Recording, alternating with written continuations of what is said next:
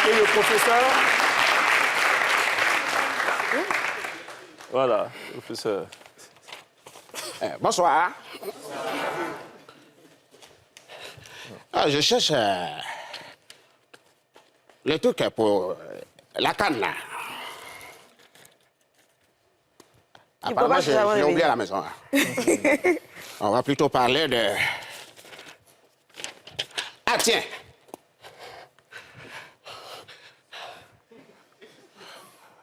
Je cherche mes verres, là.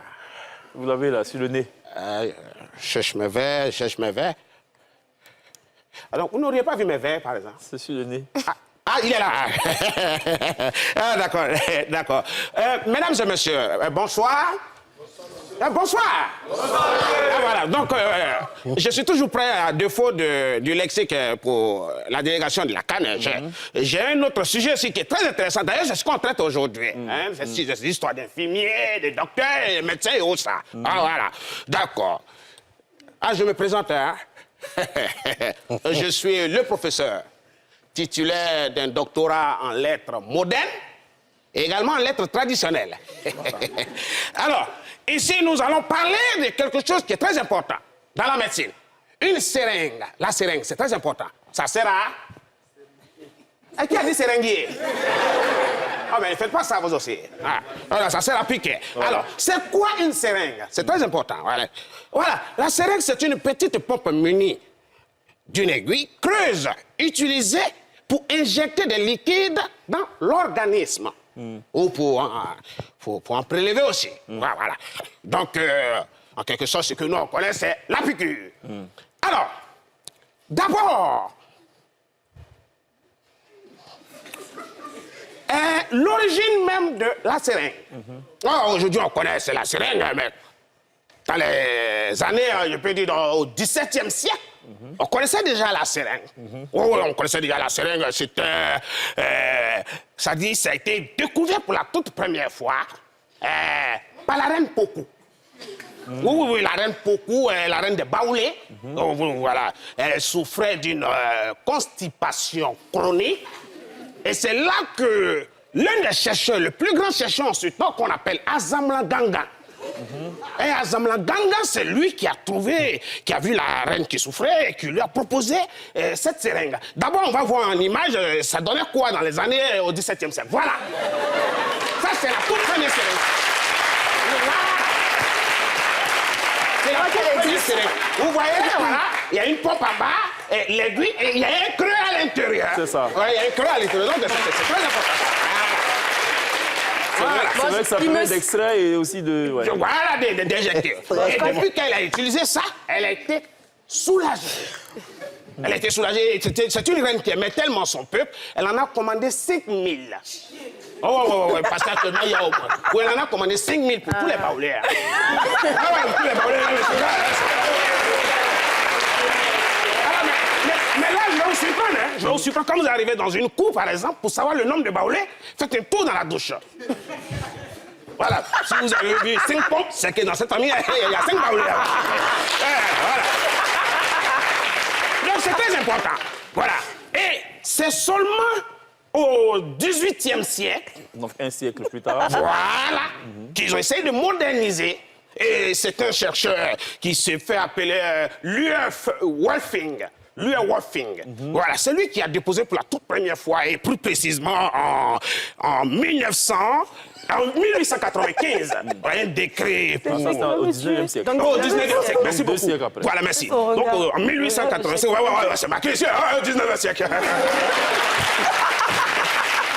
Donc, c'est lui qui a déposé pour la première fois le brevet de fabrication de pompes en verre. Et c'est là qu'est sorti le nom seringue. D'accord. Alors, ça sert à quoi? Je vous ai dit tout à l'heure, pour piquer. Mais contrairement à la première seringue, bon, la reine Pokou a donné le nom en baoulé, et puis c'est traditionnel, on appelle ça anglais. Anglais. Anglais, ouais, les baoulés, ça c'est anglais. OK. Ça veut dire poids à lavement. OK. Voilà. Donc, contrairement à la seringue, contrairement à la poids à lavement, c'est que, anglais, tu te couches, on finit, il n'y a pas de problème. Par contre, la seringue, même des vieilles personnes ont peur. On va voir une vidéo qui va illustrer ce que je viens de dire là. Voilà.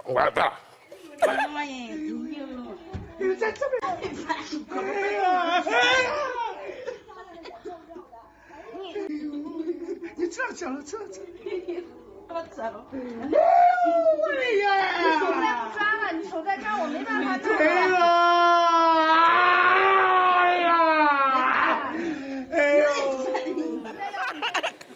Alors, vous avez vu, c'est vérifié, hein, c'est vérifié. Par contre, ce qui est bien, c'est que ce n'est pas eux seulement qui piquent. Il y a aussi d'autres piqûres. Par exemple, les moustiques qui piquent. Il y a des moustiques qui piquent. Par exemple, il y a des moustiques à Djamé.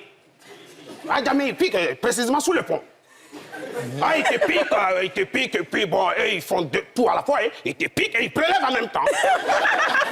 Ça dit, tu passes sous le pont, il peut te piquer, tu prélèves, tu sors, tu n'as plus ton portable, tu n'as plus ton portable. Non, mais c'est très important ça, ouais.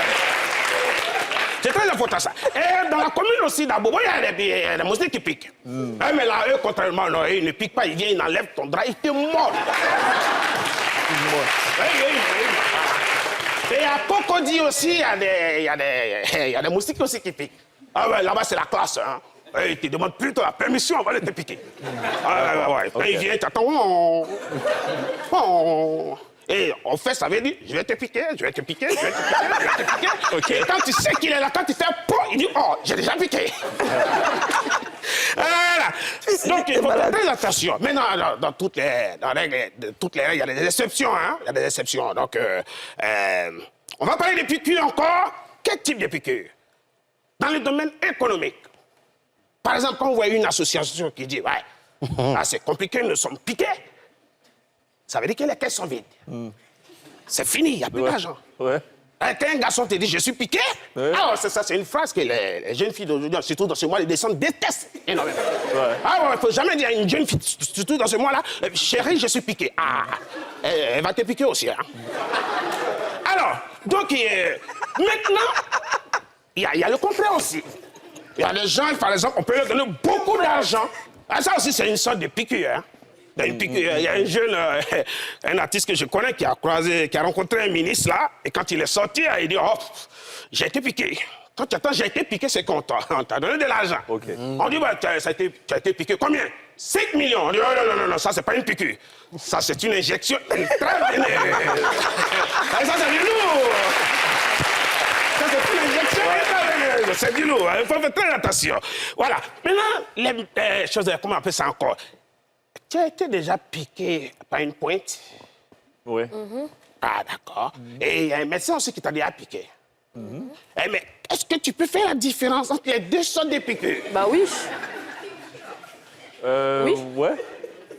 Oui. Il y a une où c'est toi qui vas vers, oui. Et puis à l'autre, c'est le médecin, l'infirmier ou le médecin qui vient vers toi.